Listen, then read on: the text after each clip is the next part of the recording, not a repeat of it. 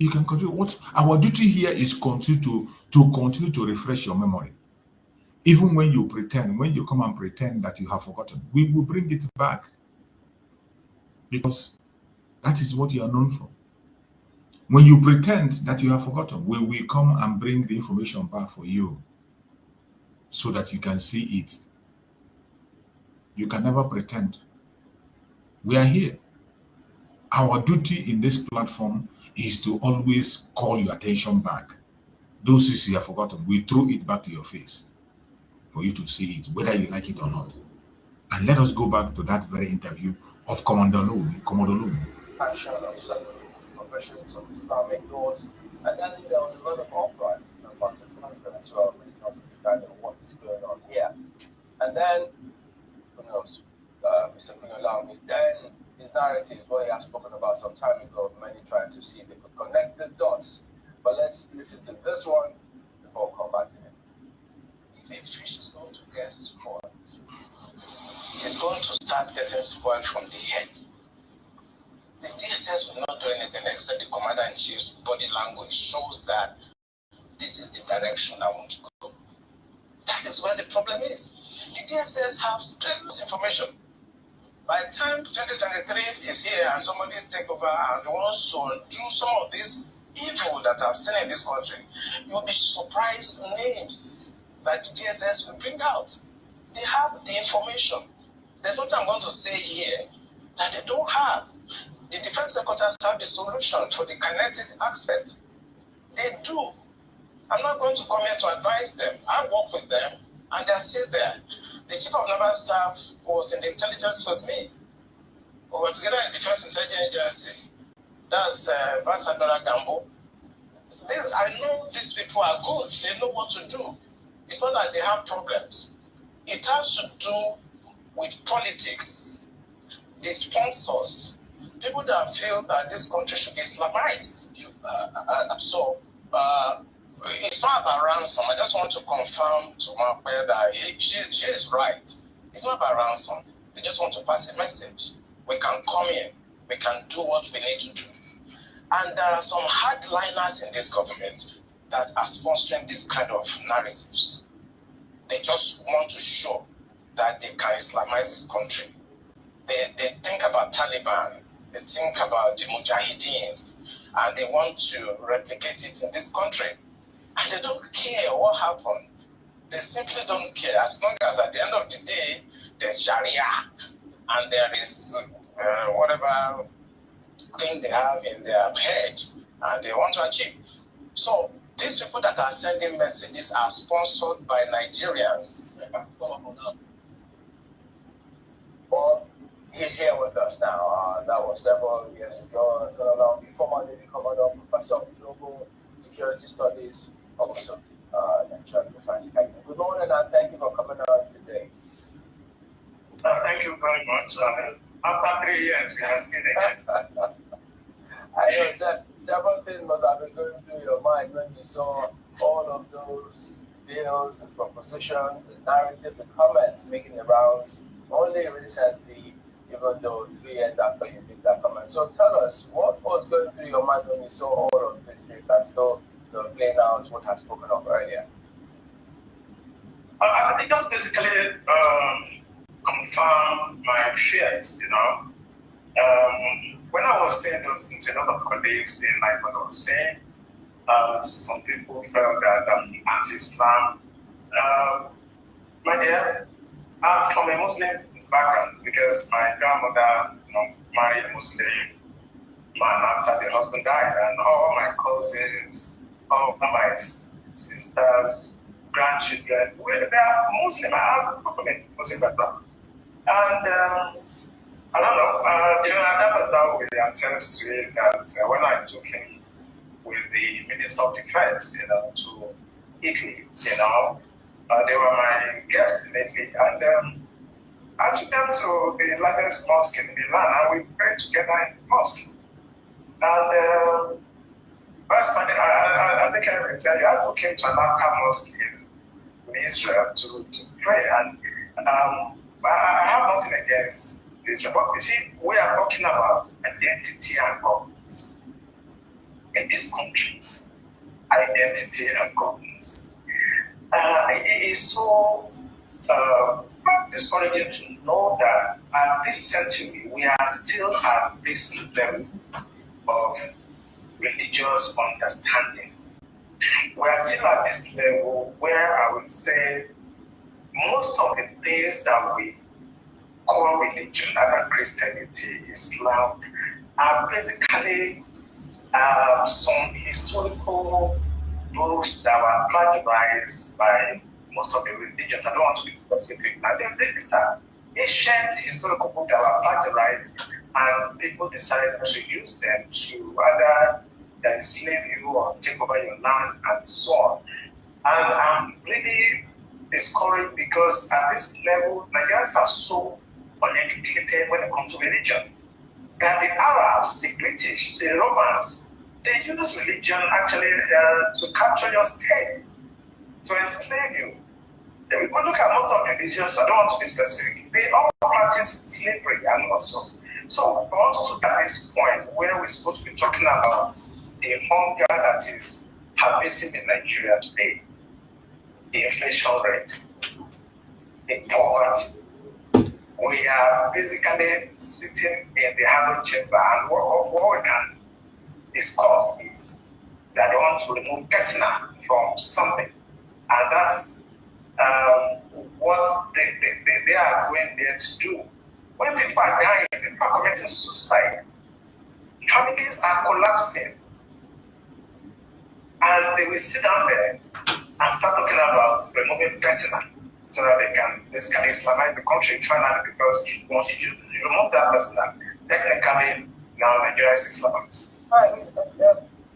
I want to be able to get the understanding of that, because the sections that were sought, the places that they were looking for amendments to sections 24 to 62, 277 and 288. And what I'm seeing here, Ali Musao at the time when he suggested these changes in 1999 Constitution, removing the word personal whenever it is mentioned from the section, allowing Islamic law to stand on its own. Explain to me the correlation between that and Islamizing the country, just so we can understand where you're coming from on this debate. Yeah, where I'm coming from is very simple. We may think it's semantic, but it is not. Let's not just talk about issue of marriage, things that are maybe inheritance, maybe divorce, But if you look at the antecedents, Sampala started this by introducing something that is taking care of criminal laws. Okay? So now they want to extend it. Instead of them to actually discuss the 1999 Constitution, it is a fraud already. That Constitution is a fraud.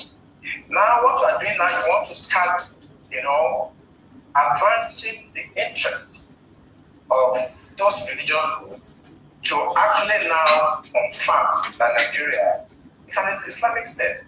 And let me tell you something that people don't know. This thing was caused by the British. Between 1900 and 1960, they knew that they cannot govern the North except they allowed them to practice their religion, and they were using their religious leader to basically govern them. It is called indirectly. Immediately after independence in 1960, the British knew that they should have forged these two people together. They know. But because they want to achieve the divide and rule and to be able to conquer and take our resources and steal whatever they want to steal over the years, they merged these two people together. They could not govern the North and South under one religious or administration. They know. So they now became independent and merged you people to work together. That was why the 1960 coup started. That was how the Civil War started. Now, 86, Babangida came with OIC storm, trying to Islamize us. It didn't work. In 2000, when 1999-2000, when Obasanjo came, he permitted them to start practicing Sharia. Today now, they want to consolidate it. Once you remove that person, all of us, whether you are outside Igbo, Yoruba, Jukun, the Christian, National, you are now under the law, the Islamic law, because it's in the constitution. But listening to the member that was representing our other East, Abu Anudua Federal Constituency in River State, I want to get his words. He said personal matters that was envisaged, he said, by the people who drafted this constitution. And I want to quote him. The implication is, if the word personal is removed, Islamic law would have broader implications. The word personal was put there for a reason. Let's talk a bit about this whole conversation about Islamizing the country with our population and our dynamics. Yeah. Is it possible that someone can sneak this in at some point and force all of us under some sort of regulation that we do not ascribe to? Is it possible that this can happen in this country? It is possible, and don't be deceived. It's going to happen. Constantinople, today's Turkey, they were almost 98% Christian before now. Today, they are. You see, this question of is it possible that they always ask in the media. Some of us Biafrans even don't believe that Nigeria can be Islamized. And some people continue to deceive themselves and is it possible? It is already happening and you're saying, is it possible? When people have to go boldly to drop a bill to expand the Islamic law, to order people, whether you are a Muslim or not, that you must have to be under Islamic law. People were bold to go to the Senate and to pass such bill. Yeah. And you're asking, is it possible? And you hear the reply this man is giving here. It's in this Islamic country. I did Islam in my master's program, and I was trained by Professor Alijan. He's a Persian, he's an Iranian American. And I scored A, that's excellent in Islam. So I know them. It may take them 1,000 years. You see her? To Islamize Nigeria. So you didn't hear that? That it might take them 1,000 years. All of us will be dead after some time. Our children that don't care, or this Gen Z will come, they will still Islamize this country. If they can do it in Turkey, today's Turkey, what stops you? Why do you think they won't do it here? Except we take steps now, because we are the ones that are talking about these things. Our next generation in 50 years will not even care. You understand? So I'm thinking that if some part of the country, I don't want to be specific, if they feel strongly about an ideology, a religious, I think they can restrict it to their area. And I think maybe Tinubu should do well by developing decisions, regional autonomy, where everybody should organize themselves. Or at worst, let the country actually go apart and you can do whatever you want in yours. That is the word. The only thing that will make Nigeria not to be Islamized is to break up the country. Everybody go apart. You see how he used the language go apart. He doesn't want to use break up. He decided to check a different language, go apart. Go apart simply means break up the country. Everybody go his separate ways. This man made it clear that that is the only solution, except that even if it takes them 1,000 years, they are going to Islamize our country. Many of us, we are up to 50 and more. In the next years now, in the next 30 or 40 years, many of us will be gone. And the young ones who will be here at that time might not even have interest in this thing we are saying. Today, when we are talking about Biafra, how many Gen Z you see talking about it? How many Gen Z you see posting about Biafra?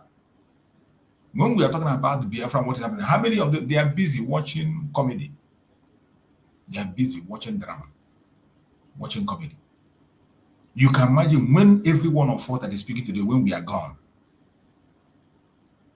our own children are busy watching comedy, but their own Almajiri are busy trying to sink the Quran into the Atlantic Ocean. You see the difference?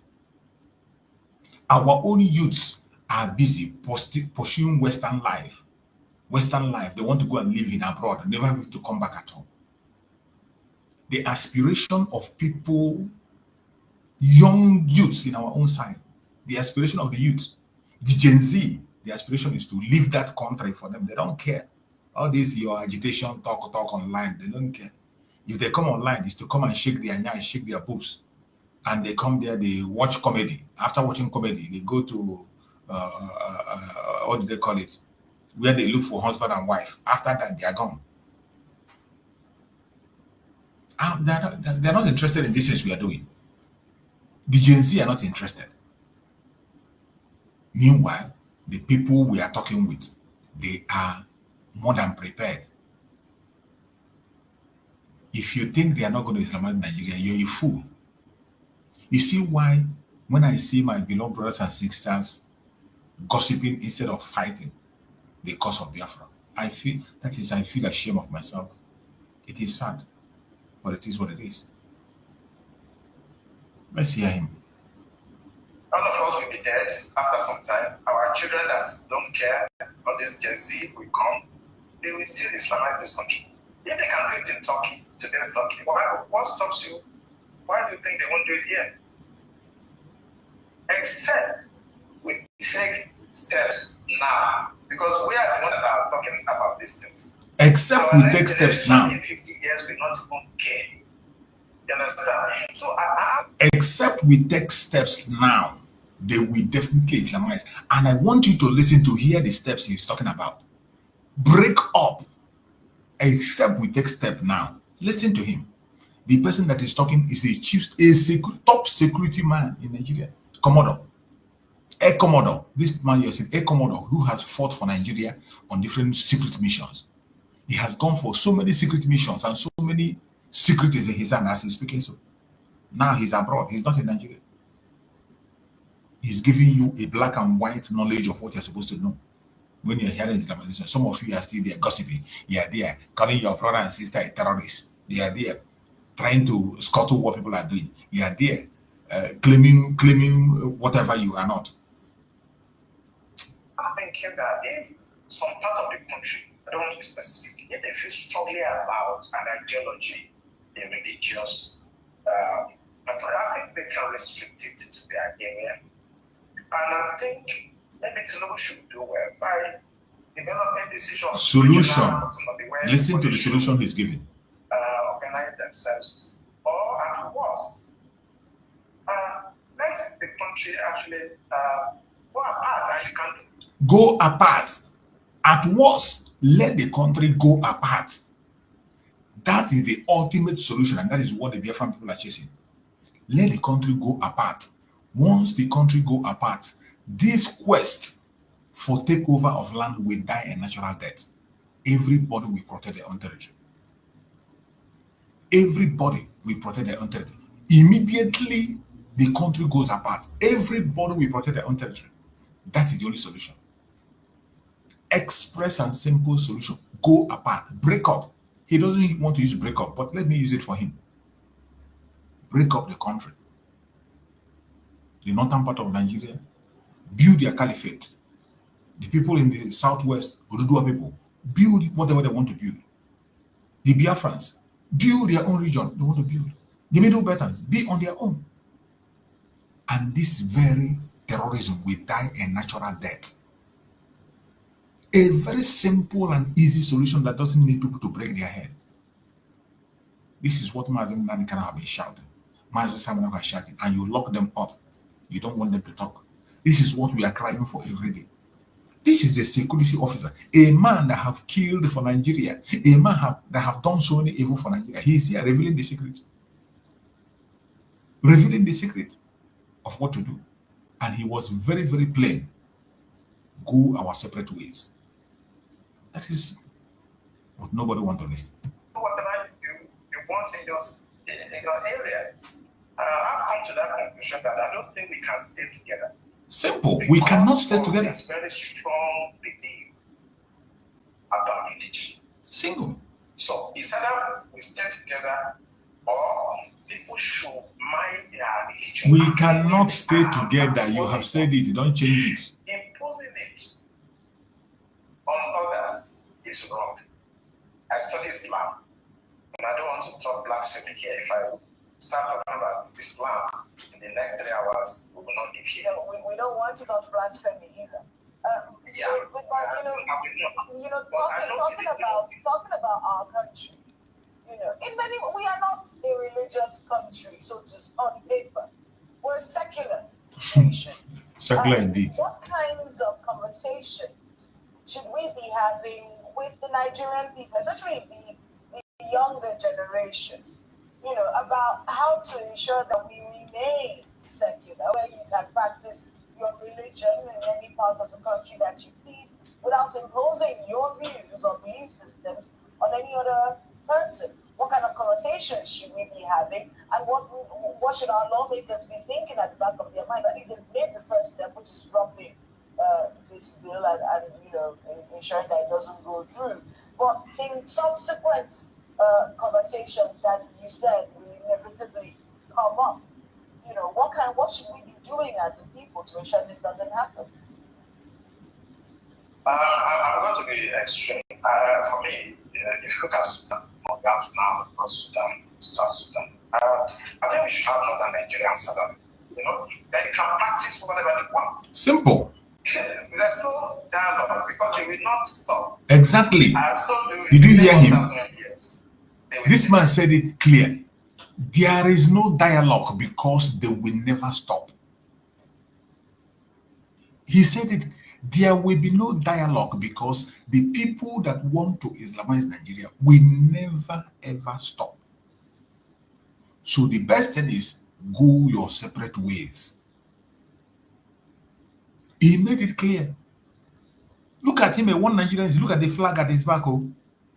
But he is still telling you, he has that courage to tell you that it will not work. With the flag at his back, he said it is not going to work.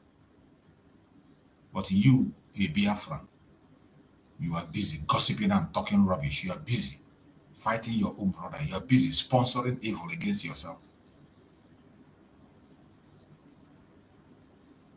This is a man that have worked for Nigeria, done so many evil for Nigeria, stay standing for one Nigeria. Look at the flag at his back, but he's telling you the only solution is break up.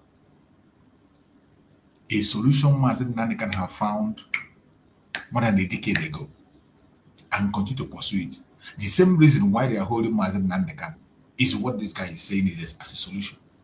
The same reason why Mazen Samaroko is detained is what this guy is profiling as a solution on national TV channels. But if you let everybody go their way, maybe you have to know they remain there and you have the sovereignty down south, then you can do what you want. But if you remain and you think you can talk to your Jersey and people that don't care about anything, they don't care. It took hundreds of years before Turkey, Constantinople, Istanbul was converted completely today. And if you look at history will tell you that you cannot persuade these people. Who owns those banks?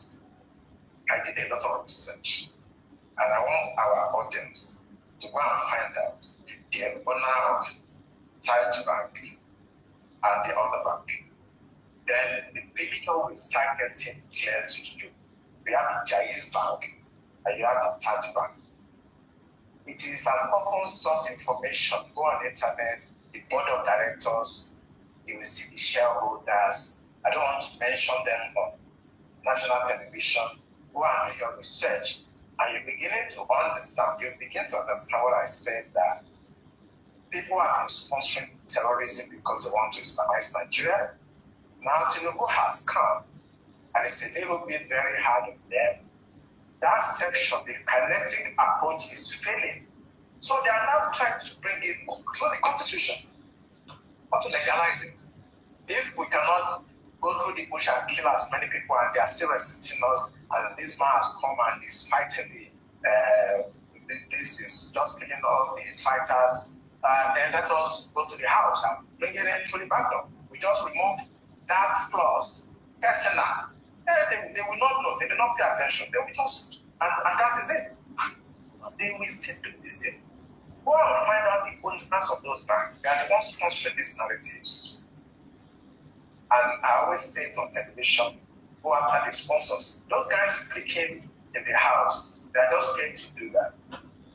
And with time, they're going to bribe the remaining ones and they may pass it. If not this year, it may be 10 years time. If it's not 10 years time, it may be 50 years. They are going to Islamize this country. But I think the solution, what we should discuss with people, people should try to understand we are not the same people. The North and South are not the same. The British understood. That's what they are doing in direct and they deliberately march us so that we can continue to fight like this.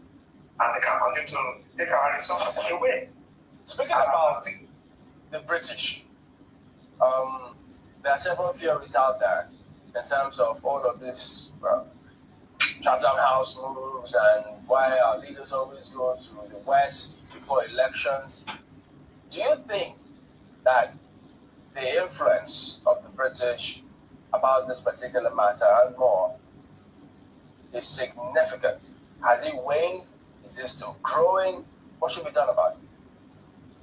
No, what the British did is just like what the Belgians, like the French, it's the same method of giving you independence, but they know that you are not independent. Why do you go to Chatham House? Igbo recently wanted to talk about Yoruba nation. I saw him in Britain trying to give them letter. Why do they do that? It's because they have very strong influence. They don't be deceived. British are very soft. They're not like the French people. They're not like the Russians. Okay, they're not like the Chinese. Very subtle, very clever. They are the one that is making this happen because it benefits them. You can't be Nigerian if you don't get the best of the British. What is their benefit though? The British benefit? Yeah. It's economic. There's no other thing. It's just to be able to take your resources. Look at Sanfora, look at all your gold and things that mining every day.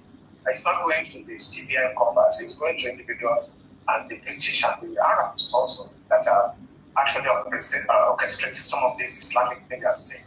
Jais Bank is one bank. They are external. They are sponsoring these narratives and they are benefiting by taking your resources away because they have some foolish Nigerians that they can use to help them to cut away your uranium, your gold, your silver, and so on. That's why all the time we never get leadership right. They are the one. And I don't want to talk too much, including the United States. You cannot be president in Nigeria if they don't actually give you their blessing, including France now. France is very strong. They have very strong influence on us. Of course, that's the real Tinubu is I don't going think on. they know about the line, but the French seems to be competing. So wait, how are we dealing with all of this? If France is strong, but they have the influence on us now, what about the US and China? Former President Buhari had a lot of loans of China. So all those countries have influences here. Yeah, it's a new scramble for Nigeria. Now they are trying to strategize. But I tell people, I lecture. I'm a lecturer, and I said that, governance is not a rocket science. You need three indices. The first one, you need somebody with an intellect. Okay. The second one, you need.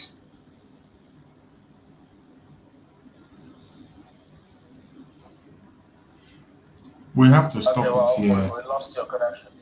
We have to stop it here, my fellow Biafrans. This is just to waken up your spirit.